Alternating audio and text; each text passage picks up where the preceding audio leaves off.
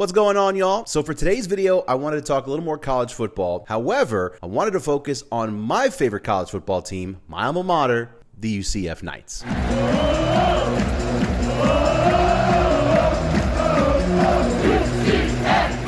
Now, if you're a UCF fan, you know this is an exciting season for the Knights as they get ready to make their Big 12 conference debut. We all know the big name players heading into this year, right? The John Rice Plumlees and the Traymon Morris Brashes of the world. But today, I wanted to focus on 3 UCF players that I think could have breakout seasons this year. All right, so first up on the list is a guy that we actually saw quite a bit of last year, and that was wide receiver Xavier Townsend. Now, Townsend played in every single game last year, and that's because he served as UCF's punt returner. But he did make an impact on offense as well. He finished the year with 23 catches for 127 yards.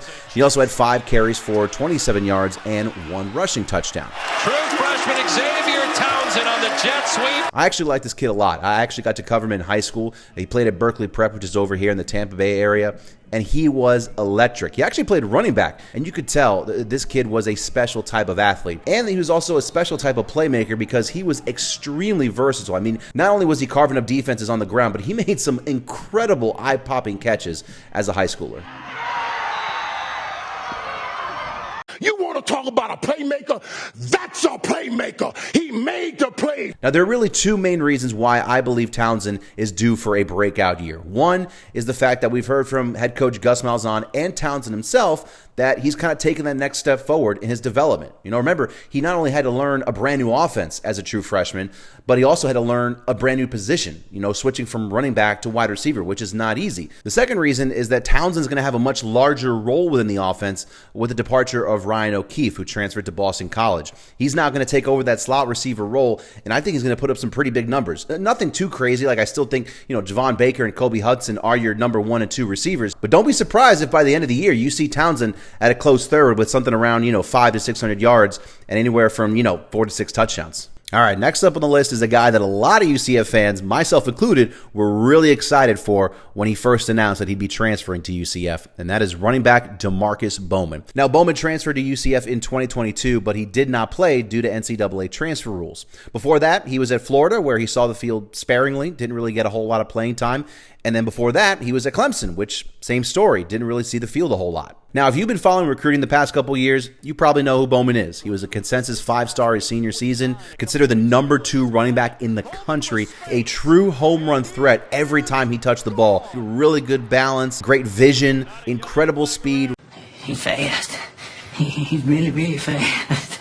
I mean, he's so fast. He makes fast people look not fast. To me, I think he has all the talent in the world. I just don't think he's had the opportunity yet. When he was at Clemson, Travis Etienne was still there. He was clearly the number 1 back on that team. And then when he was at Florida, they had Damian Pierce and Malik Davis, who are now both playing on Sundays. Look, obviously, RJ Harvey is still RB1 for the Knights, and there are a lot of mouths to feed in that running back room. But I fully expect Bowman to still have a pretty big impact on this team. I think he can get anywhere from, 4 to 600 rushing yards this season and maybe a handful of more touchdowns. You like that? You like that? All right, last guy on this list is the dude that I think personally has the highest ceiling amongst these 3 and is a guy that has the best chance out of these 3 to end up getting, all Big 12 conference honors, and that is defensive tackle Lee Hunter. Now, obviously, the first thing that stands out about Hunter is his size. I mean, the dude is just a massive human being. 6'4", 320 pounds.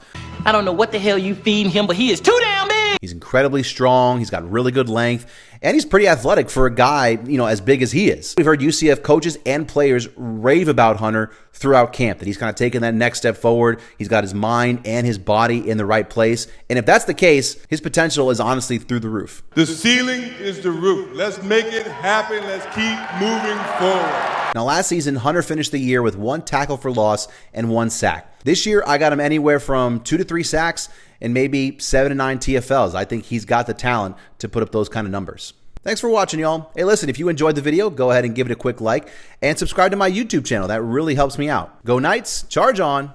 Have a good one, y'all.